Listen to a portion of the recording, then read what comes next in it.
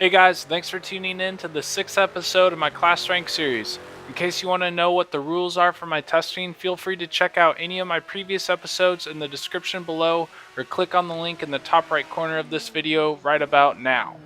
In this episode, I'll be taking a look at the GT1 class. This is one of, if not the most complete class in terms of available content and features 7 different manufacturers from the 1998 FIA GT1 Championship season.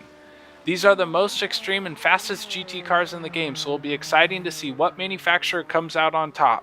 The 5 tracks I am featuring today are the same as my previous episodes, and those are the Daytona Road Course, Laguna Seca Mazda Raceway, Long Beach Street Circuit, Watkins Glen International GP, and Willow Springs International Raceway. I hope you enjoy and stick around for the results.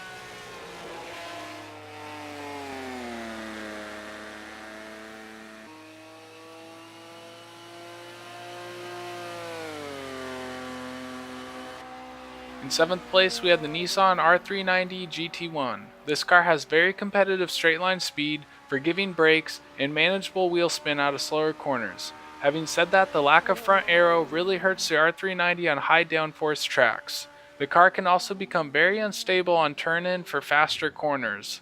Lastly, the 5-speed sequential gearbox takes some getting used to if you have been driving a more conventional 6-speed transmission. In 6th place, we have the Paynos Esperante GTR1. The Paynos is a very unique car in that it hits its power curve very early in the RPMs compared to other cars in class. This leads to some adjustment as you are entering turns in a gear typically higher than most other cars in class. The back end loves to come loose on corner exit of slower turns, and the brakes are very easily locked in heavy braking zones. The car also lacks the straight line speed to keep up consistently with the faster cars in class. Overall though, the car has great initial acceleration out of turns if you can manage the throttle input carefully, and the car handles really well through high speed corners. In 5th place, we have the Mercedes-Benz CLK LM. I was surprised this car didn't finish higher up in my testing results, as it is a very popular car on the leaderboards. The straight line speed is okay, nothing spectacular, the brakes are mediocre at best, but the biggest weakness with the car is the extreme understeer you experience on corner exit. It really hampers the car tremendously, and I found myself having to compromise corner exit speed far too often to ensure the car could stay on track. On the bright side, the initial turn-in response is very good. The car is very forgiving out of slower corners with its not so intrusive traction control, and overall the car is one of the easiest to drive in class. In 4th place, we have the McLaren F1 GTR Longtail. This car really grew on me throughout the testing.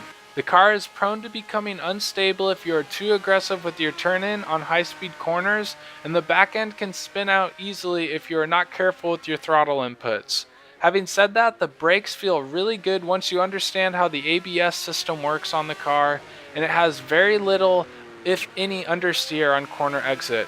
Acceleration and straight line speed are also very good, and surprisingly, the car has tremendous grip through high speed corners. Overall, I think the McLaren is a very challenging but fun car to drive. In 3rd place, we have the Toyota GT1 1998. The car has class-leading straight-line speed along with a very forgiving traction control system that allows you to have a heavier foot than most cars in class will allow out of slower corners. This car though is difficult to get the absolute most out of due to the mediocre brakes, understeer on corner entry, and long gear ratios coupled with heavy engine braking that can leave the car in a no-win situation coming into slower corners. Out of all the GT1 cars, it is arguably the easiest to drive, but in my opinion one of the hardest to master due to its shortcomings. In 2nd place, we have the Ferrari F50 GT. This car has only a couple glaring weaknesses in an otherwise flawless drive. The biggest weakness is the front brakes are easily prone to locking in heavy braking zones, and tied into that is the car having a tendency to suffer from corner entry oversteer if you do not hit your braking points correctly. This car probably has the highest ceiling of any car in class, but unfortunately the poor brakes leave it coming up short to our fastest GT1 car. In 1st place, we have the Porsche 911 GT1 98. Aside from the awesome unique body styling, there is nothing particularly impressive about the 911, but there are also very few weaknesses. In fact, the only issue I ran into during testing was that the car's back end can come loose if you're too aggressive with your throttle input on corner exit.